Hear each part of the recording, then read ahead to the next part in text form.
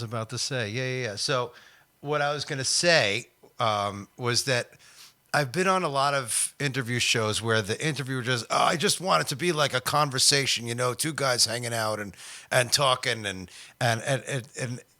what it ends up being is I I'll ask you a question and then you'll give me the answer and then I'll say, oh yeah, I did that too, and then I end up telling and I wanted to avoid that kind of the format where I take your answers and then make it about me because I find Okay. I find that type of interview kind of I annoying. would be that too. However, If you were to say something about something you did, I would say, "Oh, that reminds me of something I did. Everybody pay attention to me." right.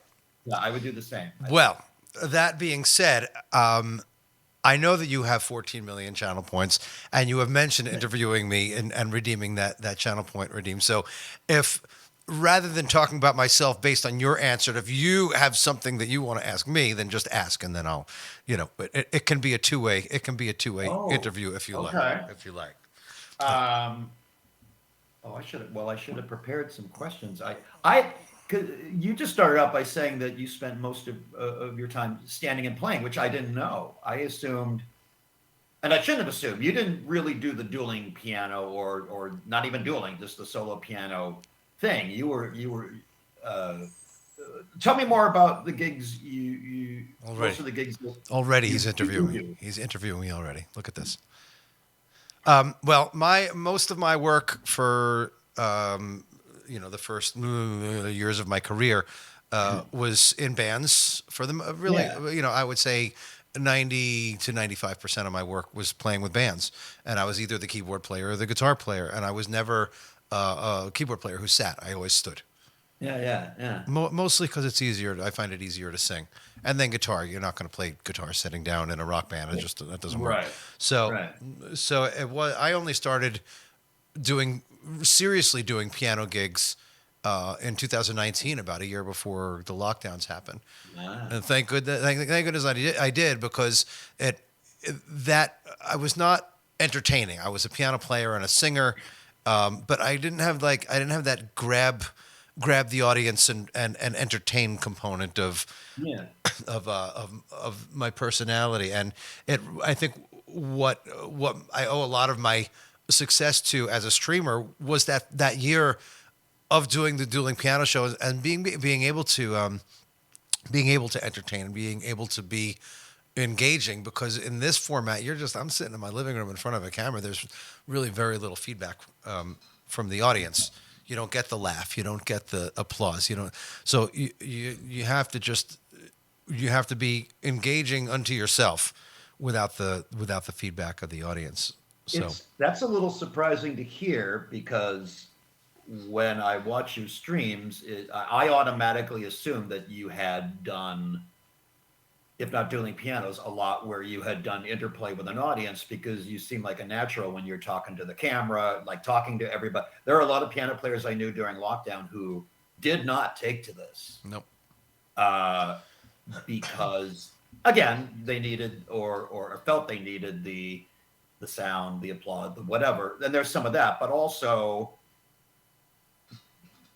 uh, when you're engaging with the audience, it seems like you've been engaging with an audience for a very, very long time. And to hear that, I knew that most of your time had been with bands, but I because of the way you talk with the online audience, I just assumed that you were also doing that kind of thing for a long time. So Well, I mean, there's two possibilities to explain that. The one is that in the wedding band, I was the band leader, so I was the one ah, who had to interact. okay, I did have to yeah, interact with the audience to some point. I was not the keyboard player who was standing in the back and letting the singer go, all right, all right, all right. So there's some of that. But then also, you and I didn't meet in March of 2020. You and I only got on each other's radar months later when there was a lot of then there's a lot of shows under my belt. right, So right. yeah. There's By the way, T-Bone Mama said that just wrote that I figured out how to stream. Let's not jump the cart here, or whatever the phrase is. I have not figured out how to stream. Again, I'm glad you can hear and see me. I don't know how that happened, Yes. but Let's I have in let's no way let's figured it out. let's not push our luck. One of the first Or things show up. I what let's one of the first Or jump things the cart. One of the first things I ever saw Bill doing was promoting one of his Facebook shows, and Oh yeah. I guess he had an inversion table, right? That's right. He had an inversion table. You know, if That's you don't, right. hi Davey, if you don't know what an inversion table is, it's one of those tables where you actually spin yourself upside down, and it helps you elongate your spine via gravity. Apparently, I don't know if it ever did, but okay, So yeah. so I so Bill goes live, and I go, and Bill is literally like his head is practically is probably that far from the piano keyboard, and he's saying, okay, everybody, I have a show tonight. I'm on my inversion table right now, and he's upside down, and he's trying to poke out songs on the piano upside down with varying degrees of success. It I was couldn't do that stream for long. The blood rushed to my head, and this was like all of us, where we were like, we're in lockdown. I'm like, screw it, let's try something. Yep. So, Everyone- and I since have gotten rid of the inversion table, so no more streams like that. But Oh. that was a one-time thing. That was definitely a one-time. that would have been a great channel point redemption for you. That's true. Invert Bill. Invert Bill, yeah. So I'm going to start asking questions. First of all, Okay. a big round of applause in the chat for Bill, who just had his 2-year Twitch anniversary last week, That was me. and his awesome show. Tuba blamed me for bringing you to Twitch. I don't know that I get the credit for that. You can confirm or deny. I know Right. that when you first got here, you were mixing up your shows. You were doing some nights of yacht rock. You were doing some nights of parody song improv, which is your one and only thing on Twitch now. Yeah, yeah. So I know that I nudged you into just doing parody song improv because it was so unique and so fun and so cool. Whereas so many people there's a lot of piano players and yacht rock is people are doing that. Right. And I thought that it was a better idea to just carve out that niche for yourself. Sure. So tell me how great my idea was. This is the part where you talk. What's very weird, and Tuba has to, I don't know if he's still here, he had to remind me how I got introduced to first him. It was like, oh, I met Tuba on Twitch. And he's like, you met me on Facebook, you bastard. No. So my memory is shot because I'm very old. I'm old, Tuba. Oh, he can't do that here. My guess is it was probably the same as through my introduction to Twitch was through Laura Wiley, and Laura Wiley's tuba Yes. mods for Laura. So I'm thinking that we might put the blame on her. Yeah. Yep, I remember meeting Laura Wiley through there, but I can't, for the life of me, remember who first said you should be doing this on Twitch, and maybe it was Tuba. I remember during the beginning of lockdown, I was doing just musical streams for a while because all of us were in that frantic phase of like, I got to be doing something, and so we were doing that and doing theme shows, however that would go, like you say, yacht rock or I did a Hall & Oates show. I did a Schoolhouse Rock show. I'm like, anything to make it different. And then before parody, I did a show called I Sing What You Type. And it was just that. And that went off the rails immediately. In a good way or a bad way? Oh, bad. Because people I sang what everybody typed, you see. and people and, started typing 4-letter words and poop That and was fart. the nice part of it. Some Oh. would put like, again, like, Charles Dickens novels in there. I'm like, ew. Oh, I see. So I'm like, all right, well, let's try something else. And then I tried the parody thing. I used to do improv years ago, and I thought I'll try this. And it was not good, but I enjoyed doing it. And so I just kept it going. But it was, Tuba introduced himself to me, and I learned about moderators and didn't realize everything they have to do. And the fact that he comes every week and supports it and, organizes everything, gets rid of the riffraff, does everything. Yeah. Is mind-blowing to me. Yeah. And someday I'll meet him too. I will meet you, Kenny, and I will meet him. Oh, you haven't met him? No. Oh, okay. Yeah, I got to have meet met Tuba. Jack, I have met Lisa. I have met Frank, all viewers. somewhat regular viewers during my show, but no, not yet. Yeah, the mods. I can't say enough good things about mods, even yours. Speaking of your mods, Jack thinks that maybe it was Adam Rock the Piano who brought you onto Twitch. Oh, Adam. Adam had. I had known Adam for a brief while. Adam, yeah, he's known as Rock the Piano here, and he still does virtual shows. Jack being the mod, and we just did our first dueling gig a couple of weeks ago at Sluggers, so that was nice. fun. Yeah, his streams are great. I still love that tuba emote, by the way, and I'm still jealous that you have the full body tuba. Well, he was right here where I'm sitting. That's how you got it. Yeah.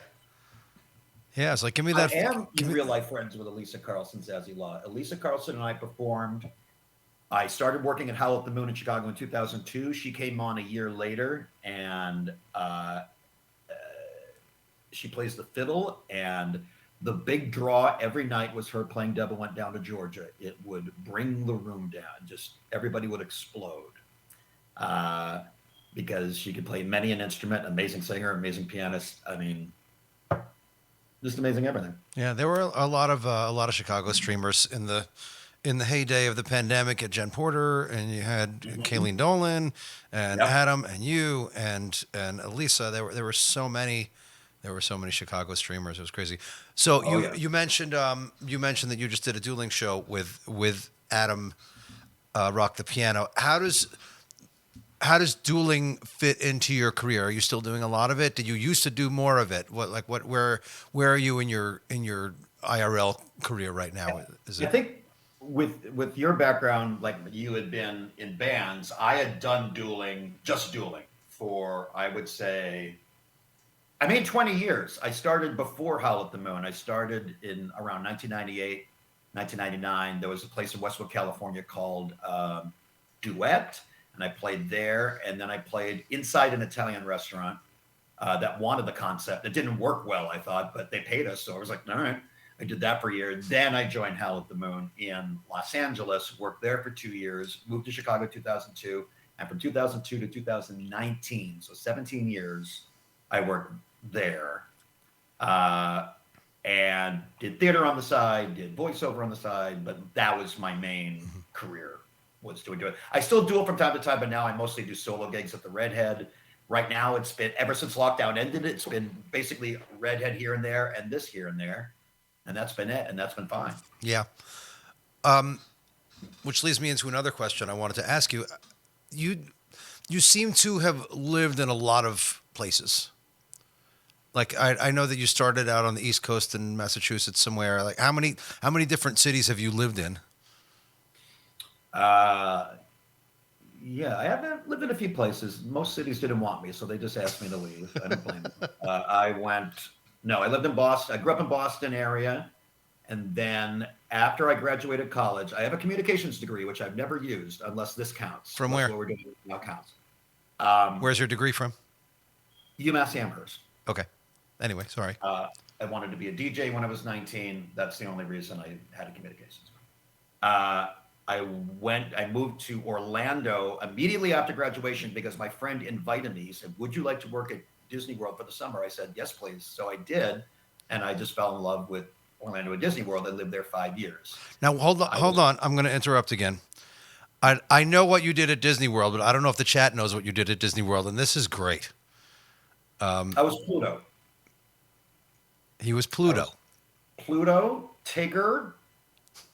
I hope I'm not destroying anybody's sense of fantasy and reality here. There's someone inside those things. I was who else? Prince John, Friar Tuck. So you were the guy in the costume with the big head on. Yeah. $6 an hour. Exhausting myself. I was Pink Hippo from Fantasia. I had to lie on the floor as they put the Pink Hippo outfit on. It took an hour and a half to put on, pretty much. Then I would go out into the parade and lift my skirt. Everybody would cheer, and then I'd get off. $6. And I thought, this is show business. And Wait, Jack, what are you reacting to? No effing way. He also said you must be kidding. Jack, did you not know that Bill did this at Disney? I don't know if I ever talked about that in my stream. I talked a little bit about Disney, but not a lot about what I did. I started doing after a while. I started doing what they call Streetmosphere, which is if you went to what was then Disney MGM Studios, which is now I believe just called Hollywood Studios. It's like 1940s themed Hollywood when you walk in, and they would have actors dressed up in 1940s period clothing doing improv. And I did that for 2 years, and it was my first equity gig. And at night, I would work at SAC Theater, which was an improv theater where Wayne Brady got his start. I did shows with him for like a few years. Oh. And this was 1993 to 1996. And there was a Howl at the Moon in Orlando, but I knew some people that played there, but I watched them, and in my brain, I was like, I can't do that. I will never do that. I never thought it would be my career for 20 years. Was it like 120 degrees or more in the costume? Like yeah.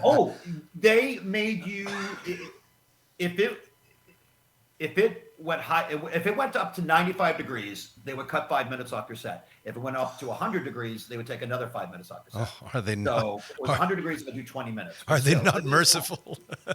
You would still be exhausted, and so much Gatorade backstage. That was what they provided for us. And how long are the shifts?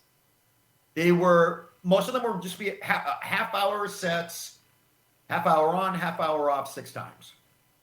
Okay, so you have a chance to cool down in between. A little bit. There were ice bags. Sometimes the ice bags helped. Sometimes it weighed it down, so it kind of like canceled everything out. Oof. But they could help, definitely. Wow. All right, so from moving on. So from Boston to Orlando to where? Boston to Orlando to Los Angeles. A troupe of us from SAC Theater, Wayne Brady included at the time, although he was already in Los Angeles. We all moved out to Los Angeles together. Our troupe was called House Full of Honkies, which was very funny then. I don't know about as much today, but and our goal was to like open up our own theater, kind of like Second City IO style. It never really happened, but we performed everywhere in different comedy theaters. I was their keyboard player. I would, again, like this is showbiz. I lugged my huge, amp, huge rolling amp, and would lug the keyboard and blah, blah, blah, and set everything up. They would make everybody laugh. I would like throw everything back in the car. And we did that for a few years. And we kind of disbanded after a while, but still would do projects together. But that's where I met Fred Willard, who he invited me to Los Angeles every year for a long time to do his holiday party, which was heaven. It was like Second City legends. And I would just be their piano player. And so I worked there. I worked at Knott's Berry Farm for a while as a piano player. This is still in LA? This is still in LA. Okay. And yeah, Howl at the Moon started in 2000. But again, in 1998, I started at those other places I mentioned, so I already knew a little bit. But I auditioned for Sam Leatherwood, and I played with guys who are legends in the dueling piano world, Ricky Hernandez, Tommy Rodriguez, Dave Mock, and then moved to Chicago. I just felt Chicago opened a club, and I went to just for the opening, and I fell in love with Chicago, and I moved there in 2002. And a music club or a comedy club? A Howl at the Moon. Oh, okay. Gotcha. Yeah. So a little of both. Right. That's what I liked about dueling pianos is that we could be as silly as we want to be. So it could be, I like that it could be a comedy show as well. I don't think I could do live piano performance without the silliness, I couldn't just do song. Right. I don't think you could either, really, right? Oh, I can. Yeah. Absolutely. All right, so 4 cities. It's not as many as I thought it was. I thought that you had moved around a lot more, but you've been in Chicago for 20 years or so. Have you always been based in New York? Yes, except for my my 3 years in Boston at Berkeley. And when was that? Long ago. Okay. Long ago. I should start saying long ago instead of saying years. Yes. You can say it long ago. Yeah. Yeah. All right, moving on. So one of the things I noticed about your shows is that you always at every single stream donate at least 10% of the proceeds to a charity. Mm-hmm. So, as a greedy bastard, my two questions to you are where do you get that charitable spirit from, and how do you choose the charities that you're going to support? I think when lockdown started, I wasn't too. I know we were all kind of like grasping for those loans and wondering where our, even when we were performing online and getting a little bit of an income, I was like, well, I had left Howl at the Moon right before lockdown, like 5 months before. Um, and I had invested and I did okay. So I wasn't too concerned about loans and stuff like that. So I thought, and again, this is the time where we didn't know how long lockdown was going to be. So I thought, I mean, let's bring some of this to charity. I mean, especially at the time, COVID related charities. And when I realized we were going to be indoors longer than we were, I was like, okay, well, some would be just full charity streams. I thought, well, let's make it a percentage. And so that just kept up, but it's also like, it's good marketing. It's like, if this charity, I every week I try to find a new one. I'm always looking for new ones, by the way, audience, if you ever recommend any, but just anything that's, jumps out at us, something that might be topical or in need right away. And I mean, it helps the stream. It brings, exposure to that charity and to the people who work at it. And there's a few organizations out here that I'm involved with that, I'm glad can get some exposure as well. And yeah, I mean, it started out during lockdown that way, and it just keeps up. So, Have you ever donated to a charity only to find out something horrible about it later? no. Oh, okay, good. I've been somewhat good about the research, and it can be hard because it's like, well, like you go on Charity Watch and see the ratings, and usually I'll hear it from other people, like, oh, I belong to this, work with this charity, but so far, no. Okay, good. Yeah. All right, we're gonna go. We're gonna go a little deep here. Yes, I'm gay. What else? What what is the best advice you've ever been given? It doesn't have to be musical. It can be musical or non-musical. What was given to you long ago, and you still take it with you? Well, Kenny, It's my favorite thing you do. never fails. Best advice. You think I would have something at the ready? I don't know what. You know what? I heard some great advice recently, so I guess I could share that. I mean, mine is just. I'm someone who just kind of takes everything with a grain of salt and just, I'm one day at a time kind of person. And especially with everything that's going on, I just kind of, hold out before I make certain decisions and just, take a deep breath, to do a lot of meditation, just taking care of yourself, especially now, taking care of yourself. Everybody can relate to that. There's an actor, a Broadway actor named Andre de Shields, and I think he's in his late 70s, and he's worked his entire career, and he just won the Tony for, oh gosh, how did I forget the name? But his speech was like, he said, he gave 3 pieces of advice at the end of his speech. He said, only surround yourself with people whose eyes light up when you enter a room. Slow is the fastest way to get where you want to be. And the top of one mountain is the bottom of another. So keep climbing. And I went, I was like, That's good. That was pretty good stuff. That's good stuff. Excellent, yeah. Excellent. You're the What? Sniper, give the mods a raise. Oh, yeah. I am. Oh, I am lobbying for Twitch to double the pay of every mod. Big round of applause for Tuba dudes, Jack, Farrell, Toppy. The mod union is not very How not did I very forget the strong. name of the show? Somebody here must know it. Hadestown says Woodstown. Thank you, H. Rothgard. How did I forget that? I have a T-shirt with it on there. Right now, Roth I have my Eargasm shirt, but I also have a Hadestown shirt. H Rothgar said he lives south of you in Lafayette. Oh, well, I'll wave to him from here.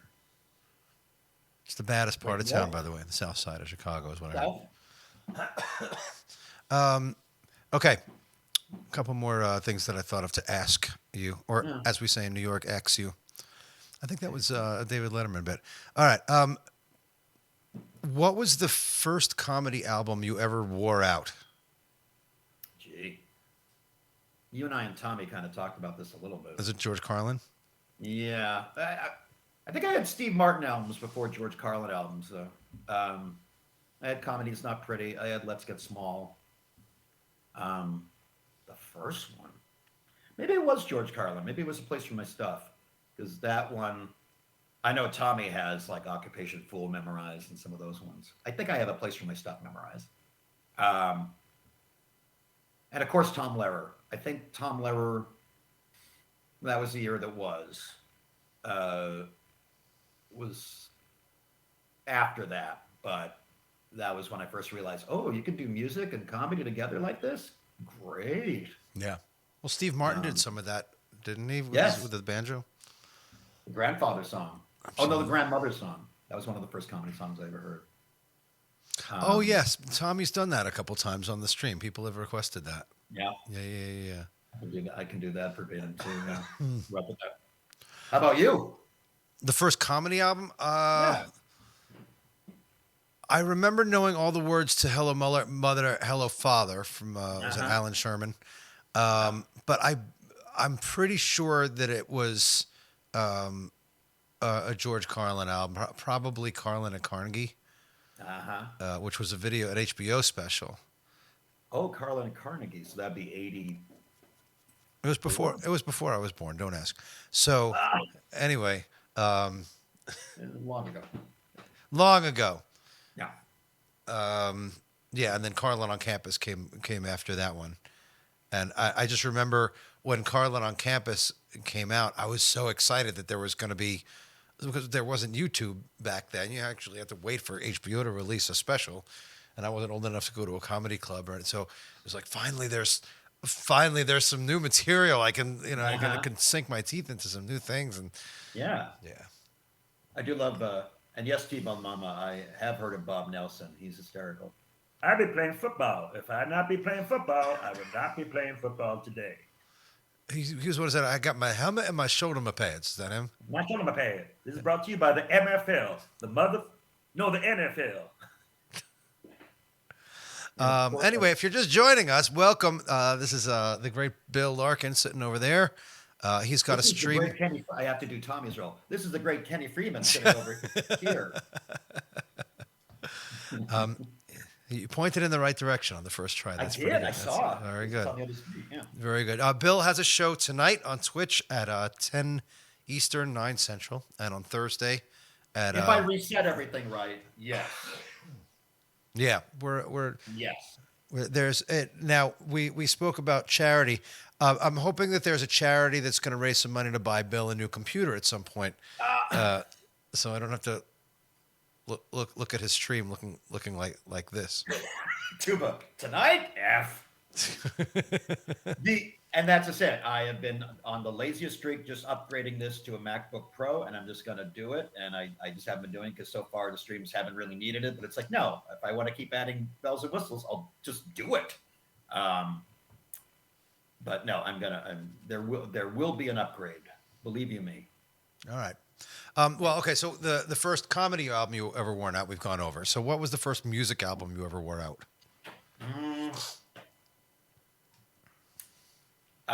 It was either Tug of War by Paul McCartney or I think I got that in Famous Last Words by Supertramp the same year. I think that's when I joined the Columbia Record and Tape Club, where you got 12 albums for a penny, which turned out not to be true.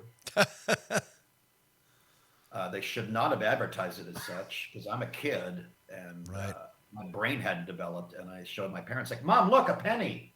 Eh, You just tape a penny to the envelope like and you you mail it. tape it, and then and then in very small print, also $1.85 shipping and handling. And I thought, well, that's the catch. No, that wasn't the catch. No. The catch is you signed your blood basically. What was it? You have to Now, agree to buy 6 more albums at full price, I and still get them, and and full price is like $59. yeah, yeah, they they still keep coming by my door more than Amazon, and it concerns me. But I think those two. What was your first album?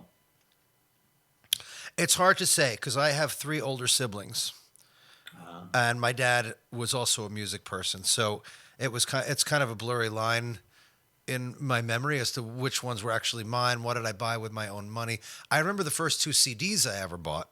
yeah. The first, but I'll give you both answers. The first album that I was ever a part of my life was the Beatles' Red album, the greatest hits, Mhm. 64 to 66 or whatever it's called, the one with all the older, I want to hold your hand and she loves you and please please me and I feel fine, all those songs. Yeah. And to this day, I can't listen to one song without hearing the beginning of the next one.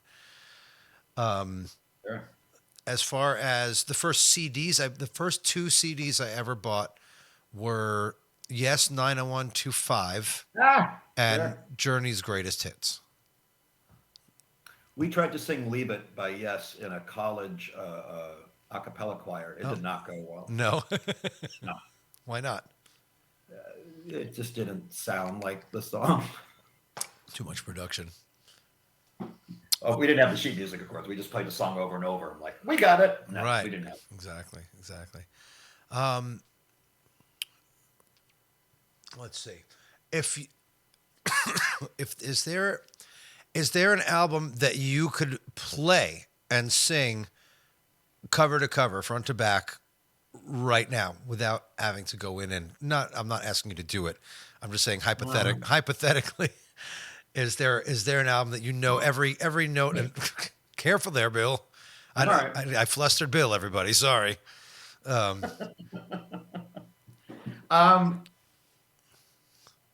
I there must be.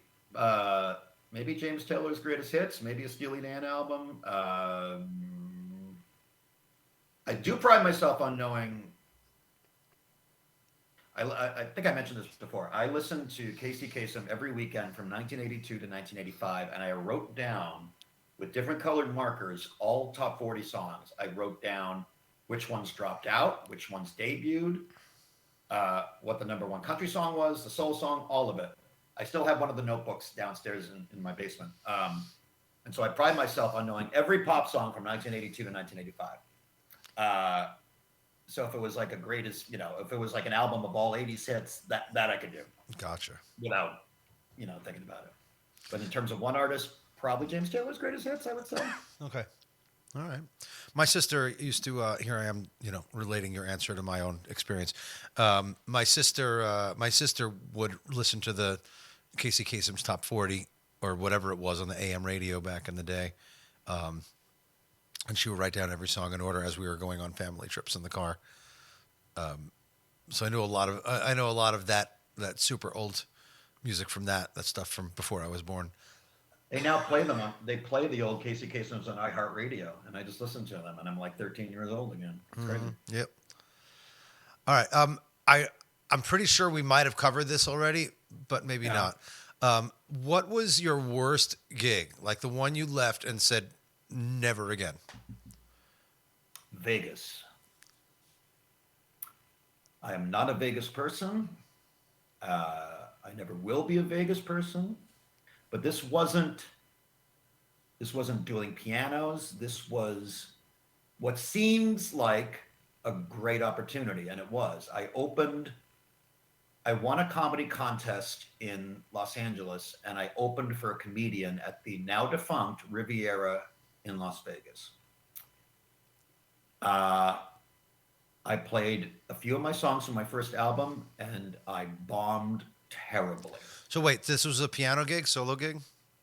This was a stand-up comedy gig. I stood for this one. I brought out a keyboard. I stood. I did 2 or 3 of my songs. They did not go over.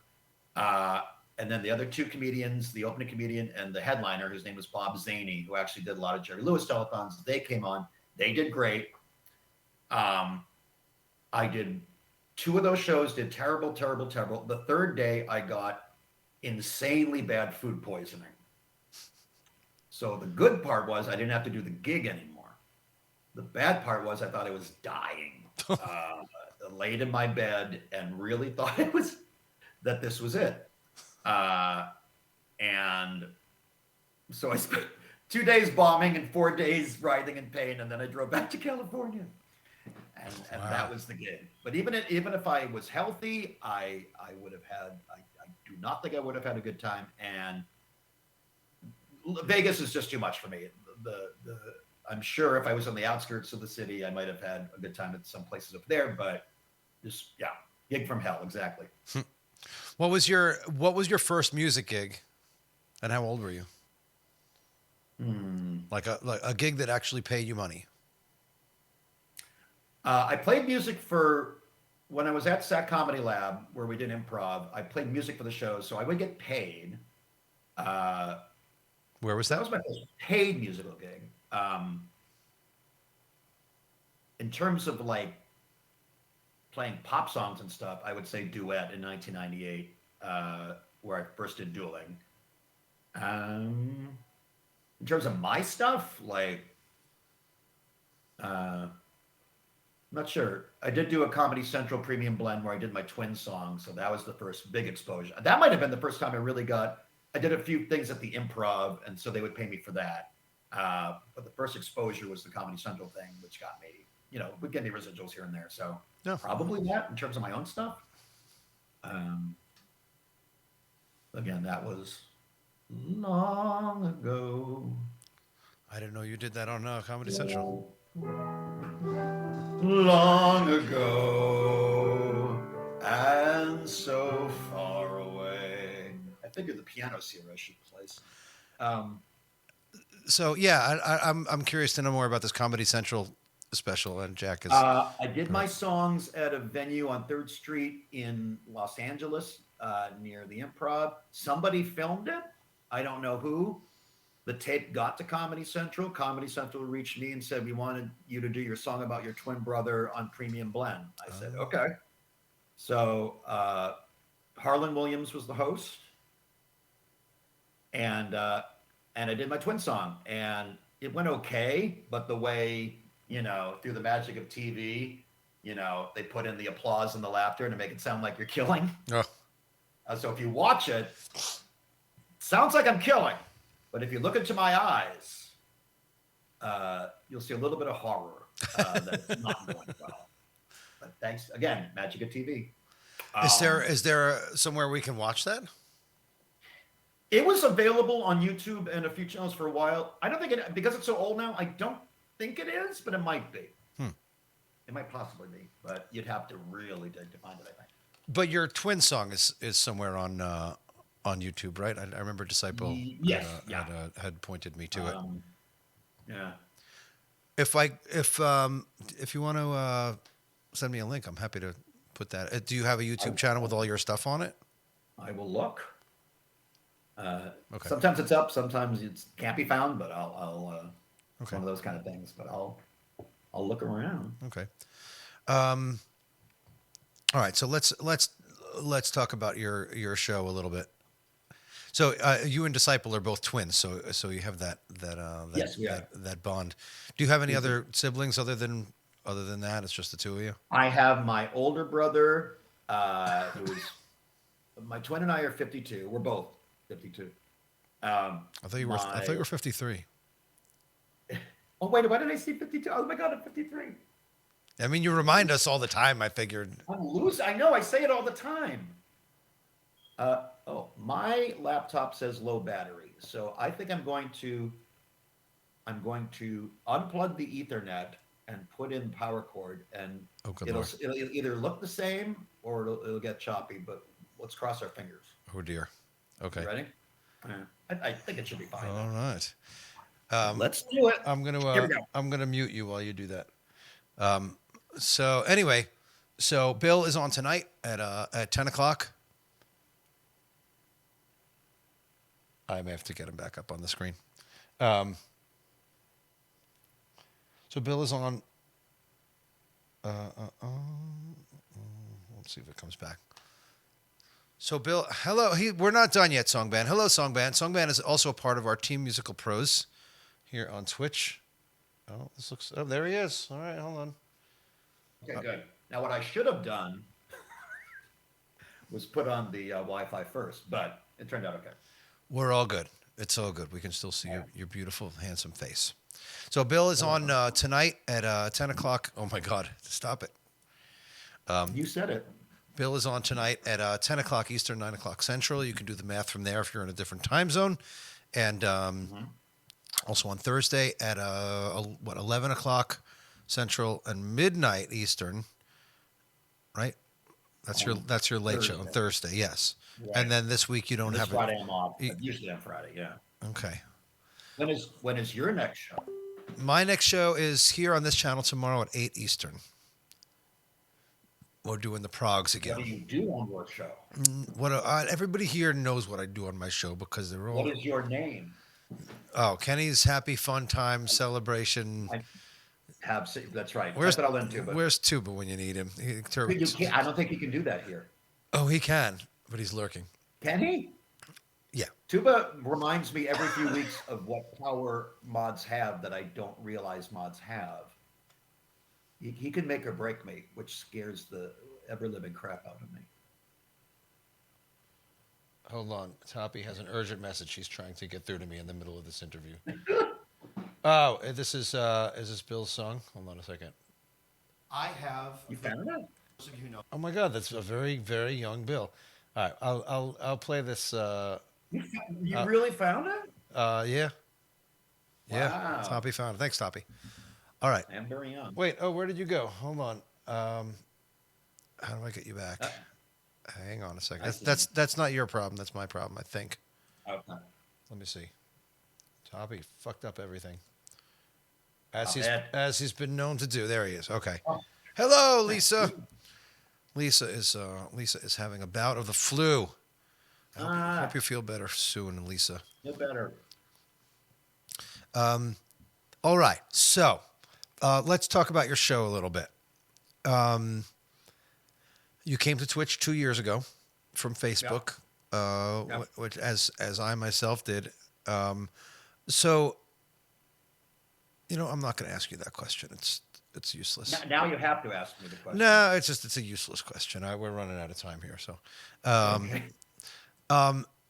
So for those of you who have not been to a Bill show, Bill, why don't you explain your what you do? I just perform Christian spirituals.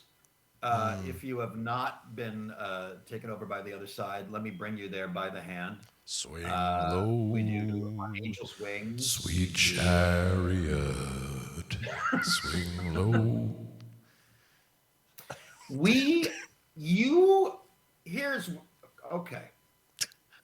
You give me the name of a pop song, as well as a parody title of that pop song.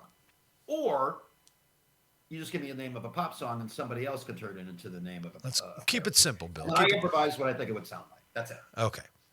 That's it. So, for example, using the example behind you. Yes. Now, some of you may have seen this and thought, that's not appropriate. Well, that's because of someone else on the screen. This says, every bunny wants to screw a squirrel. And that was Kenny's suggestion for a Tears for Fears parody of Everybody Wants to Rule the World. So that was one of the first songs we ever improvised. It's the only one that's been framed. Shout out StreamScribe. Shout out to StreamScribe. And Kenny has since given title after title after title of this caliber. I'm trying to match that caliber. Yeah. That's not quite getting there, but he tried. That title is my Moby Dick. Really is. I've seen his Moby Dick. This is it. So hopefully everybody either knows what it is or understands the concept where we just send the title and Yeah. then you will make up the words based on the title. Right. So obviously, I just learned today that I knew that you had done some Second City stuff. I didn't realize the extent to which that you had done it, and that you had been a stand-up and been a comedian in addition to a musician. So the question that I was going to ask, which is kind of stupid at this point, was um, is is co- is this particular thing where you're mixing the comedy and the music? Is it something that you had to slash have to work at, or is it something that just comes naturally and impulsively to you? Are you just creative and funny, or like Well, I first guess of all, let me say, that, Kenny, there are no stupid questions at all. only stupid That one people. was pretty stupid, but normally there are none. But you've proven me wrong. No, the I way back again. I shouldn't say years, but during those years at SAC Theater, it was a little fascinating in that well, I'll say it in the mid '90s when I worked at Disney during the day and SAC Theater at night. My job was to do musical improv. The character I did at Disney MGM Studios, his name was Trevor Clef, and he was a songwriter. He just came into town and wanted to write songs for movies. So he would improvise songs as people, were walking, the tourists were walking everywhere. And then when I came to SAC Theater at night, we would do regular improv, but we would improvise operas, we would improvise musicals, whatever. And we would sometimes improvise pop songs. Like I would say, like, give me the name of a pop song. And most of the time, though, I didn't know it because I hadn't been doing pianos by that point. Um, but I tried my hand at it back then. But again, that was 1994, 1995, and we dabbled in it. We did do it regularly. But by then I had already been comfortable with, which is why I guess I was comfortable doing it during lockdown because I'm like, okay, I used to do something like this. Let's try it. And now that uh, doing these Twitch streams along with some shows I do at there's a jazz club down here called the Green Mill, and there's a show called The Paper Machete where it's basically a Tom Lehrer situation where the host will give me a news story, ask me to write about it during the week, and then do an original song. So I guess in that respect, like I've been combining music and comedy in that way for a while. Uh, I'm still not overly confident improvising, but after 2 years of doing it, you get into, I don't want to say a routine, but you get an idea of like a structure of it, like how, okay, I'll do something with this, something with this.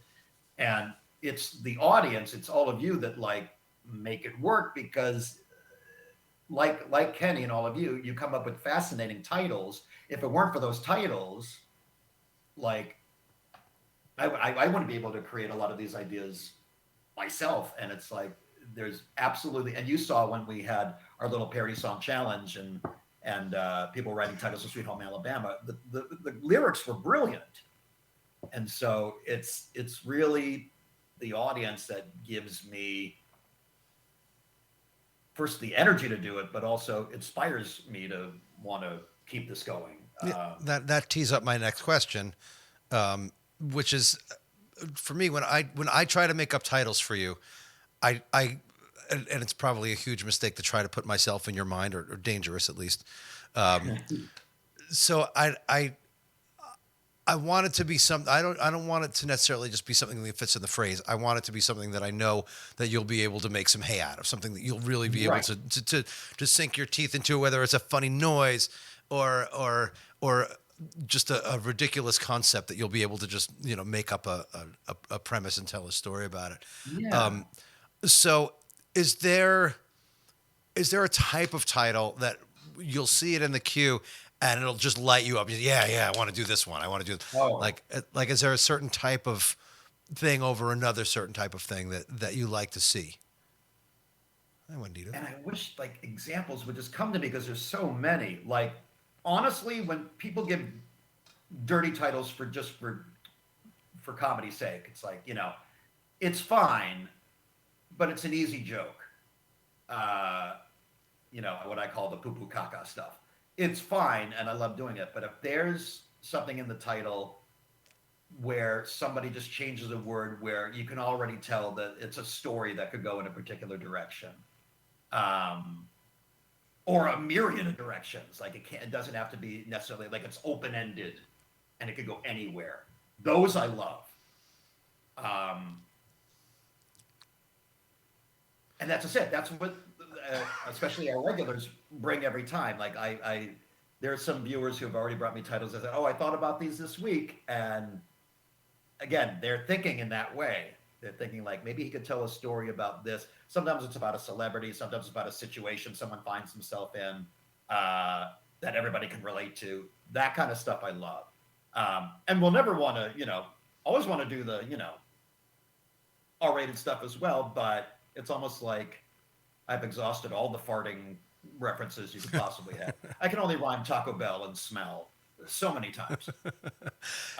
One of the things that I've noticed about Twitch versus the Facebook shows, the Twitch audience seems to be a little better at making the titles into something that you can work with. Like I remember watching the Facebook streams, and people would come as, "Oh, sing a parody of Ain't No Mountain High Enough" to "I Dropped My Keys on the Floor."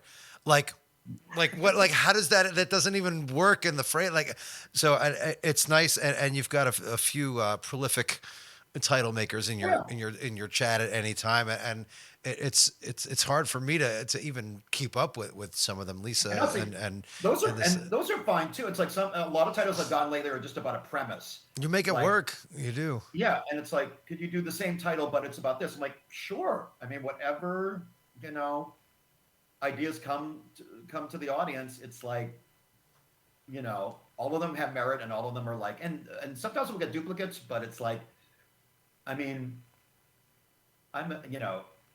Jack's titles, Lisa's title, they're just, I mean, so much thought goes into them that I feel like, okay, I got to put a lot of thought into this as well. Well, you attract creative, funny people because you're a creative, funny person, I guess. And I want to say to Senorita Wendita, no, Kenny is a great interviewer. Oh, thank you. Forever Hung. Now, I have gotten Forever Hung a few times, but I wouldn't tire of that necessarily. Like, if enough times go by, I'm like, I could do Forever Hung again, sure. So, I think it was Disciple who asked us in the chat a couple minutes ago, and I'm going to tie it into my own question. He wanted to know if you have ever, or do you ever, or would you ever teach improv? And my question, piggybacking on that, is there a formula that you use? Are there certain words that you gravitate towards that have lots of easy rhymes? I've never really taught. I'm somebody who feels like I would feel a little ridiculous if I were to teach improv. Like I haven't mastered any techniques of any kind, or me teaching would be like, hey, make something up and then ask for money, It's good work if you can get it. Well, that's true though. Maybe I should go that route. I sometimes, like, when I'm on the stream, I have certain crutches, certain words, and like, well, I don't readily. I sometimes go to a rhyming dictionary when the stream's over and go, oh, well, I could have also used this, and try to get those into my brain, because there are so many words that it's just like, oh, I always use that. And you try to, like, in a perfect world, like, already have a premise ready, like take any word to rhyme it, and then get to the joke. But since the song is going so fast, sometimes you just have to say something and then hope you'll rhyme it with a second thing. So there's not, like, you can't have that many punchlines ready, right, as you're doing a song. Right. So some of it's, if it works out, is pure luck. Sometimes, and my viewers will tell you, like, some of these songs just die a painful death, and it's fun to do it, as long as it's enjoyable. It's like, that's all that matters. But no, I keep trying to work on the technique, trying to expand my vocabulary in terms of what rhymes with what, and also people keep giving me terms, as that I didn't know the definition of, and I'll look it up right on the stream. Like, and that's part of the charm of the show. Yeah, it's like, all right, I'll learn with you. Disciple, I think, is asking if there's a point where it just becomes stream of consciousness, where Where Oh, yeah. Oh, absolutely. I've heard you do that. You did one last week where Herbert Woodbury sent you in Liza with a Z and wanted you to Yes. do Bill with a B, and you just tore it like you said. I don't know this song. I've never heard it. I don't know what it is. I don't know how to play it. I don't know the first thing about it. And Herbert was like, I don't care. Just do it. Yeah. And you tore into that shit like I I couldn't stop laughing. I meant to clip that. It was so funny, and you just rapid fire, bam, bam, bam, bam, da, ba, da, da, da, ba, da, da, ba, da, da, da. And I was like, how does this mind work? I couldn't even. Here's what's embarrassing about that is like Herbert gave it to me. I didn't know it. He knew Liza with a Z by Liza Minnelli. I didn't. I'm the gay one out of the two of us. I didn't know it. But then I listened to that little section. I'm like, well, we could do something with that. And blah, blah, blah, blah. I'm like, and so Herbert gives as you know, Herbert sometimes will give list type stuff like something where you just list every James Bond film. Go. I'm like, okay. I mean, he gives me challenges quite often, and which I'm always up for. All right. So before we say goodbye, Yeah. I was going to play your video, but would it be better to just have you do the twin song live? Is that something you can do right off the cuff like that? If anybody wants to see the video later with me with a bit more hair, you can watch that. I'll share the link, but yeah, I can absolutely okay, yeah. Why don't you do that? Because I'm gonna go pish anyway, and then take a pish. I'm gonna go have a pish. Is what we say. You don't take a pish, you have a pish. Have a pish, yes. You All don't right. take a shit, you leave one. That's right. All right, ladies and gentlemen, Bill Larkin and the twin song. Right. Let's wait till Kenny gets up. There he goes. All right, everybody type about Kenny. We're not doing the song. Just type about Kenny, how you really feel about him. And then when he comes back, we'll pretend we did the song. We'll delete these later. This is your chance. Right? Goof is putting it mildly, disciple. That's a nice word. Like, really get into it. This is your chance. I mean, this guy, Kenny's also been his own mind. Wendy, why did Kenny get a haircut? Right? Screw that guy. The bird. Oh, Quasi is much cooler. You know, various camera angles are available via low-cost channel point redemptions. All right, I'll do the frickin' song. This is a song I wrote for my twin brother.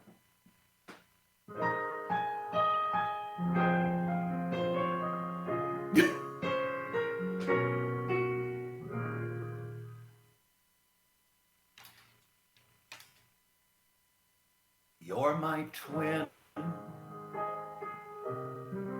You're my twin brother. We've always been together each day of our lives. And now I must tell you, my one and only twin. When I was born, Mom and Dad were so happy. But then you came out too, and they cried and cried, 'cause they only wanted one. And you ruined all their dreams.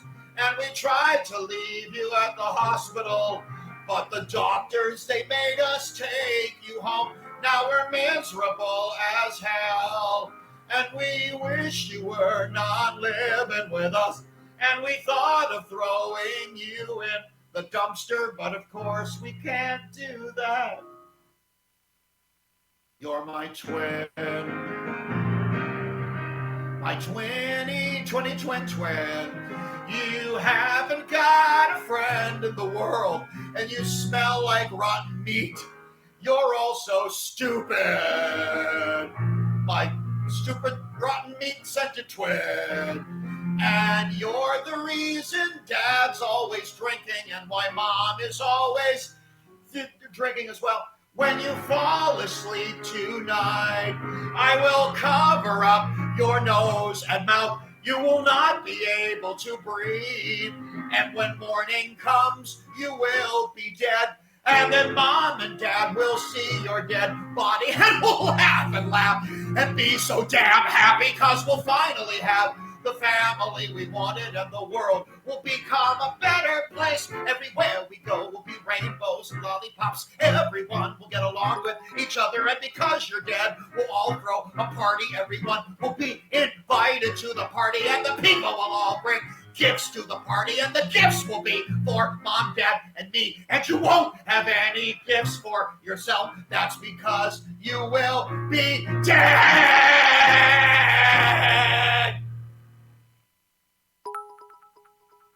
My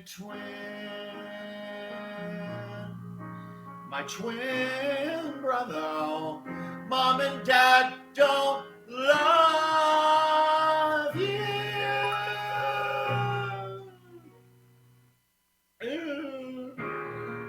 You're my twin.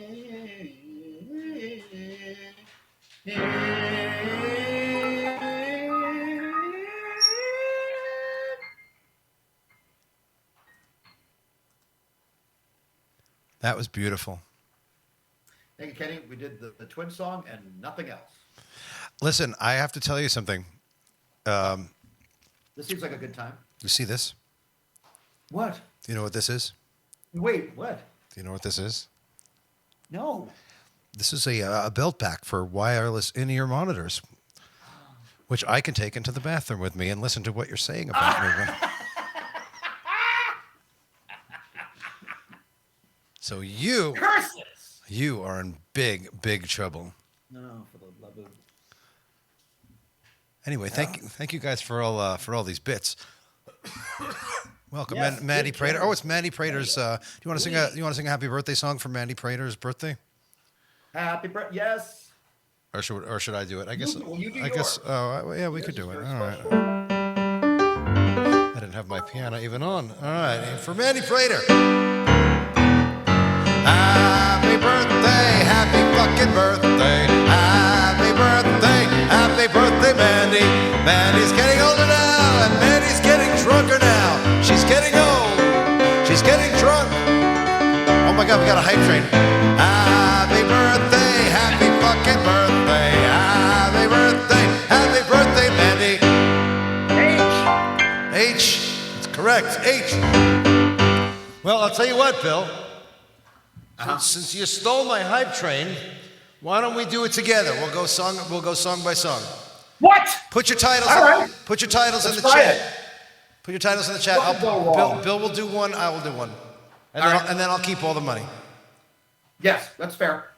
I'll give 10% to Bill. That's what he does. You got the piano. Oh. Slow down, you crazy child. It's so ambitious for a juvenile, but then. Baby, oh, baby, what you talking about? Get me out of bed. Heard you call my name. Misled. I'll never be your anchor, tying you to the sea. God, oh no, that one's yours. Just do them as you see them, Bill. So let your hair fall all around. Offer up your best defense. This is the end. This is the end of the innocence. God knows I'll always love you, but as long as there are stars above you, you'll never need to doubt it. I'll make you so sure about it, and God only knows what I'd be without you. Hello, it's me. I've thought about us for a long, long time. Maybe I think too much, but something's wrong. There's something here that doesn't last too long. In a New York minute, ooh, everything can change in a New York minute. Ooh. Sarah, smile. me, Sarah. Ooh, don't say your love.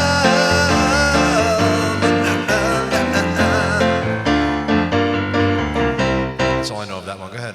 Oh, you jumped for okay. Sometimes- I'm with you. sometimes- I just. Hold up.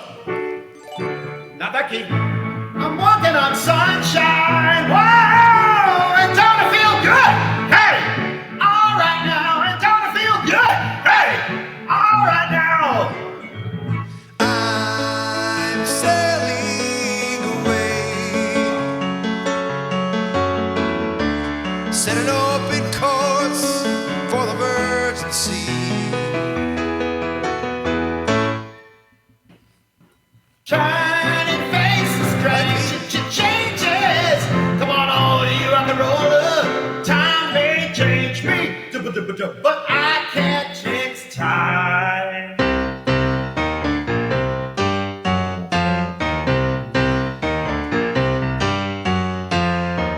In a garden to Vita, baby.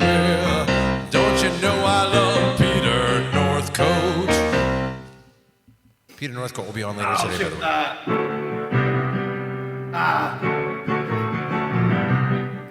Crap. You only get what you give. Don't look back. You just gotta go through. Don't God slap. We only go. We'll kick your asses.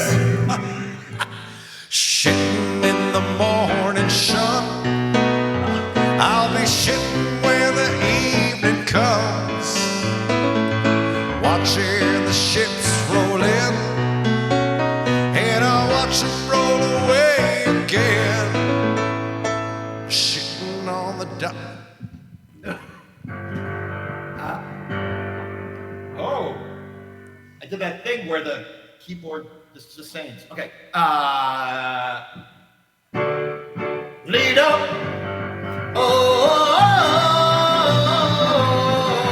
One more child more credit.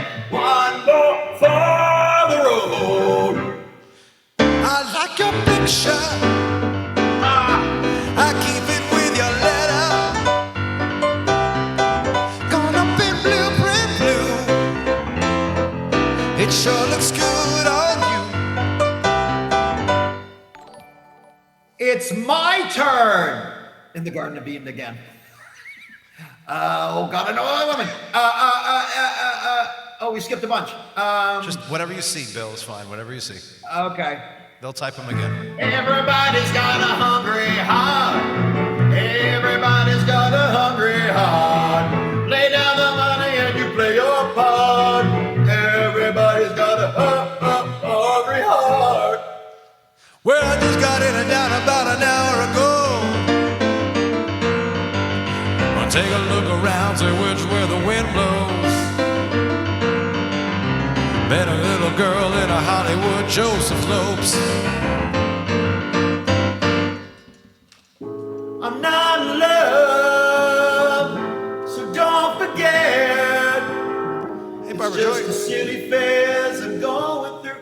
Big boys don't cry. I'm not in love. Hey, I'm man, not in love.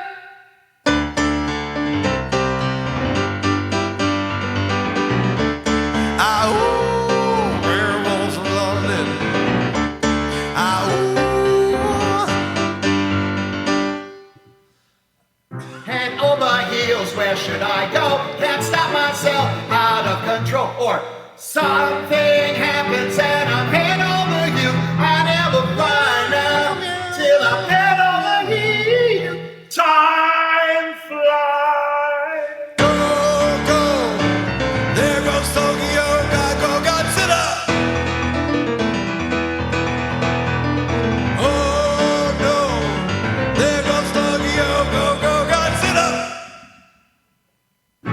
If there's something strange in your neighborhood, we're taking ghost Fuckers. Yeah.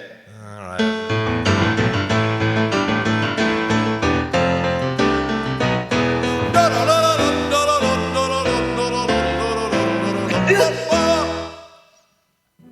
When Josie comes home, so good. He's a pride of the neighborhood. He's a rock.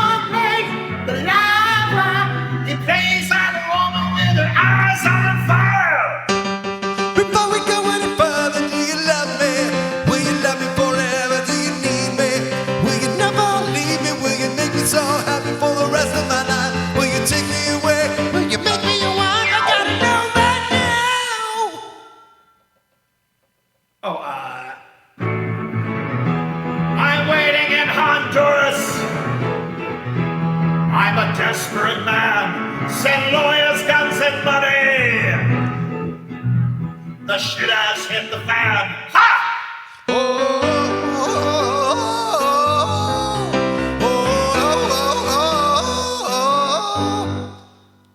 That's all I know of that song.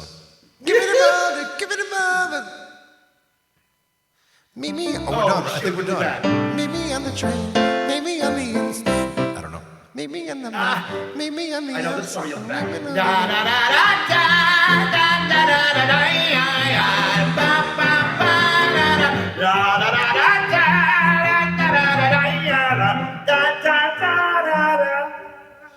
If I could fly, I'd lift you up and there will be. It's the best song about a pedophile that's ever been written. All right. She's just 16 years old. I think we're done, Bill. Are we done? I think we're done. Look at all that love. Thank you, everybody. Thank you, everyone. Thank you, everybody, for being here. Thank you, everybody, for your support during the hype train.